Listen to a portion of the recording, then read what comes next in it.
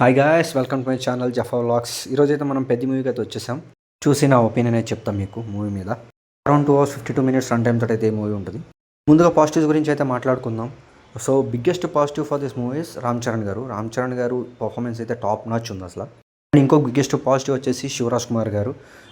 గవర్నైడ్ క్యారెక్టర్లో అయితే శివరాజ్ కుమార్ గారు పర్ఫెక్ట్గా సూట్ అయ్యారు. అండ్ జగపతి బాబు గారి క్యారెక్టరు అండ్ గెటప్ కూడా చాలా బాగుంటుంది. దీంట్లో చాలా డిఫరెంట్ లుక్ ఉంటుంది ఆయనది. చాలా బాగా అనిపిస్తుంది జగపతి బాబు క్యారెక్టర్ అండ్ లుక్ కూడా. అండ్ అలాగే ఫస్ట్ హాఫ్లో వచ్చే కొన్ని క్రికెట్ సీన్స్ కూడా చాలా బాగా అయితే అనిపిస్తాయి మీకు. తీసుకున్న స్టోరీ పాయింట్ అయితే చాలా మంచి స్టోరీ పాయింట్. అలాగే బుచ్చిబాబు గారి డైరెక్షన్ కూడా చాలా బాగా అనిపించింది నాకైతే. అండ్ ప్రీ ఇంటర్వెల్ ముందు వచ్చే కొన్ని ఎమోషనల్ సీన్స్ కూడా చాలా బాగా అనిపిస్తుంది. కొంచెం అక్కడైతే నేను కొంచెం బాగా కనెక్ట్ అయ్యాను.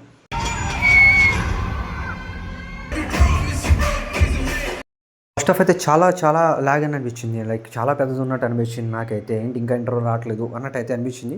కొన్ని సీన్స్ అన్వాంటెడ్ అనిపించినాయి. అవి తీసేసిన పెద్ద ఇంపాక్ట్ అయితే ఏమి ఉండదు మూవీకి.